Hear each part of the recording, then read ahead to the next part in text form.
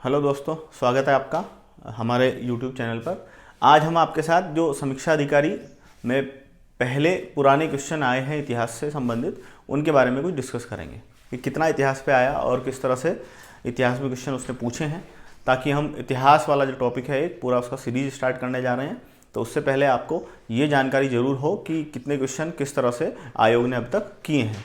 ठीक है, तो पहले हम एक समीक्षा अधिकारी का आयोग का प्री का प्रारंभिक परीक्षा ली थी समीक्षा अधिकारी के लिए 1/8/2021 में। तो उसके कुछ क्वेश्चंस को देख लेते हैं, इतिहास में कितने क्वेश्चन किस तरह से आए हैं। तो वहाँ अगर देखने को देखें कि 2021 वाला जो है उसमें लगभग 13 क्वेश्चन इतिहास से आए हैं। ये बात हम कर रहे हैं प्रारंभिक परीक्षा की, ठीक है। और जो 2016 वाला एक समीक्षा अधिकारी का प्री का प्रश्न पत्र था, उसमें 10 इतिहास के क्वेश्चन थे। कितने आए थे? 10 इतिहास के क्वेश्चन आए थे। अब इस इतिहास के क्वेश्चन में अगर हम देखें तो 3 सेक्शन होते हैं जो इतिहास के, प्राचीन, मध्य और आधुनिक। तो उसमें किसका कितना परसेंटेज रहा है, उसके हिसाब से कितने कितने प्रश्न उसने पूछे हैं, ये भी एक बार देख लेते हैं हम इसमें। ठीक है, तो सबसे पहले अगर 2021 की बात करें तो 2021 में मैं यहाँ पे लिख दे रहा हूँ प्राचीन, ठीक है, और यहाँ मध्यकाल और यहाँ आधुनिक। ठीक है, तो प्राचीन भारत की अगर बात करें तो इसमें लगभग 3 क्वेश्चन प्राचीन भारत से किए गए हैं। अब ये 3 क्वेश्चन कौन कौन से हैं, इन क्वेश्चंस पे थोड़ा सा ध्यान दें आप, ताकि आपको पता चले कि किस स्टैंडर्ड या किस लेवल के क्वेश्चन अब तक किए गए थे। ठीक है, जैसे कि पहला प्रश्न था, सुदर्शन झील का निर्माण किसने कराया था? सुदर्शन झील का निर्माण किसने कराया था? तो जितने लोगों को पता होगा इसका आंसर तो कमेंट बॉक्स में कमेंट कीजिएगा प्लीज। ठीक है, और दूसरा क्वेश्चन जो था, अशोक के सारनाथ स्तंभ पर कौन से पशु का चित्र अंकित नहीं है? इसका भी आप आंसर कीजिएगा। इसके मैं ऑप्शन बता देता हूं। इसने ऑप्शन दिए थे आपको परीक्षा में, घोड़ा, हाथी, शेर और गैंडा। इसमें से कौन सा आंसर ऐसा है जो उस अशोक के स्तंभ पर नहीं बना है? ठीक है, यह बताना था इसमें। और एक तीसरा क्वेश्चन था कि थर्ड बौद्ध संगीति यानी कि तृतीय बौद्ध संगीति किसके शासनकाल में आयोजित की गई थी? इसका आंसर भी आप दीजिएगा प्लीज। ठीक है, और फिर इसके बाद हम नेक्स्ट जो वीडियो करेंगे अभी इतिहास पे, तो उसमें इसके सब आंसर देंगे हम आपको। ठीक है, फिर बात करें तो इतिहास प्राचीन में कितने प्रश्न पूछे इसने? 3 प्रश्न पूछे हैं। और इसके बाद अगर हम बात करें मध्यकाल की, मध्यकाल में थोड़ा सा ट्रेंड हमने देखा है कि चेंज हुआ है आजकल।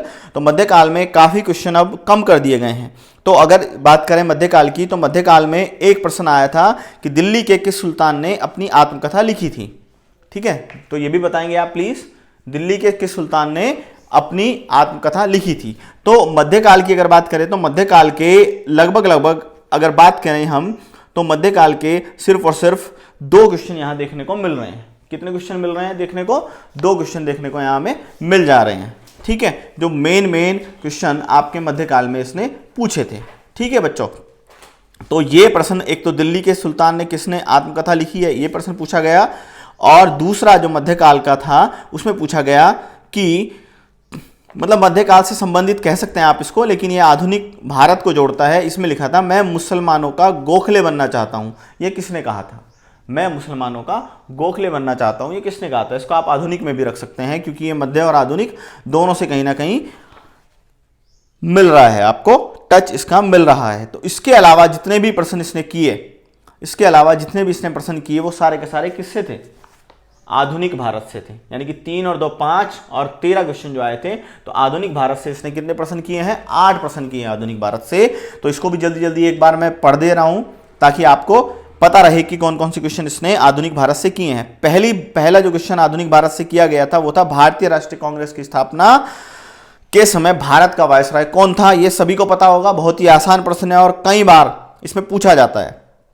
ठीक है, ऑप्शन इसमें लिखे हैं, lord Ripon, lord Lytton, Dufferin और कर्जन।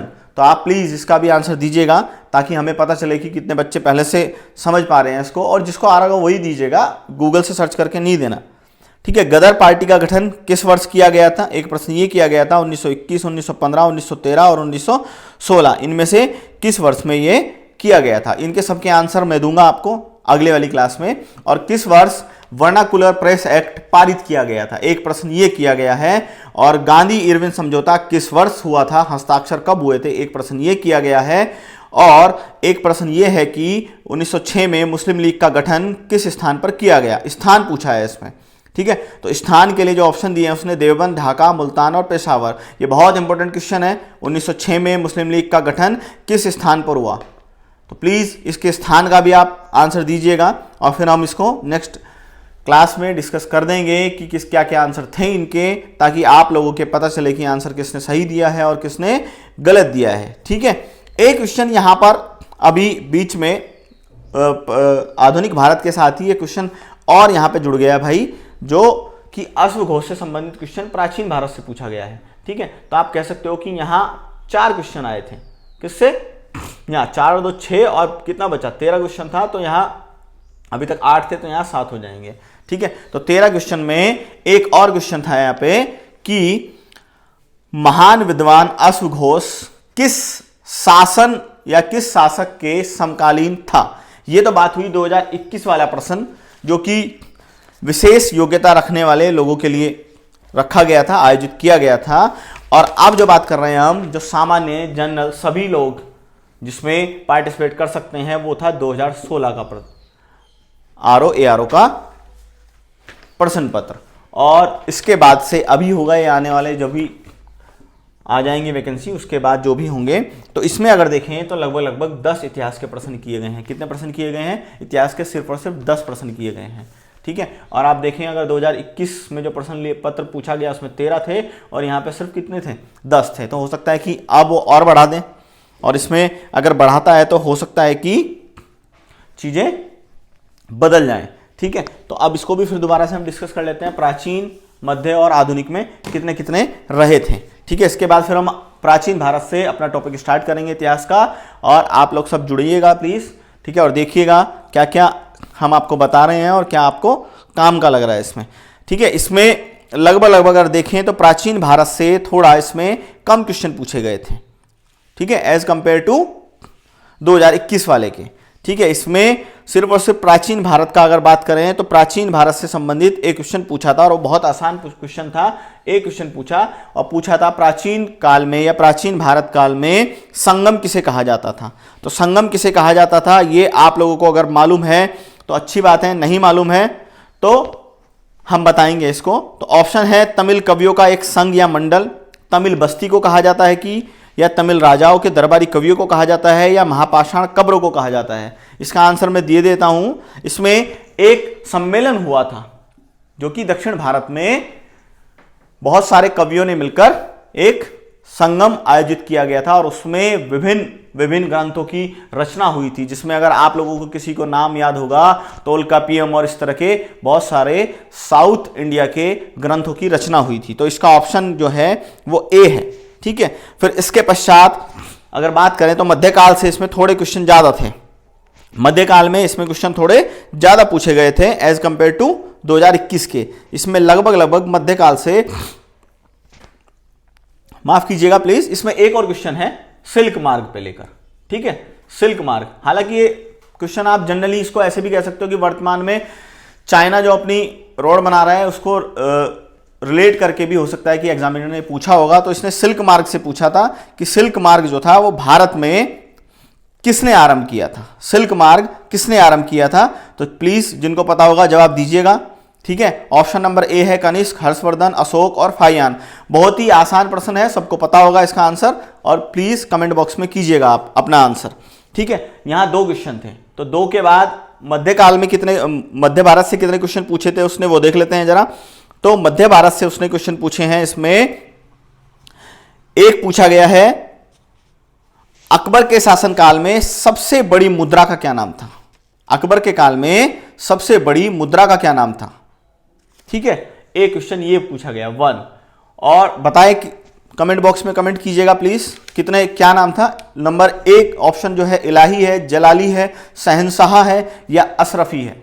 तो कुछ लोगों को पता होगा, और जिन लोगों को नहीं पता होगा पता चलेगा, वो नेक्स्ट क्लास में हम इसको बताएंगे।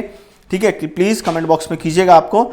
फिर एक क्वेश्चन और जो पूछा गया है यहां मध्यकाल से, उसमें पूछा गया है कि वह सुल्तान कौन था जिसने हिंदू धर्म ग्रंथों को फारसी में अनुवादित कराया था। यानी कि यहां पर 2 क्वेश्चन ये देखने को मिले।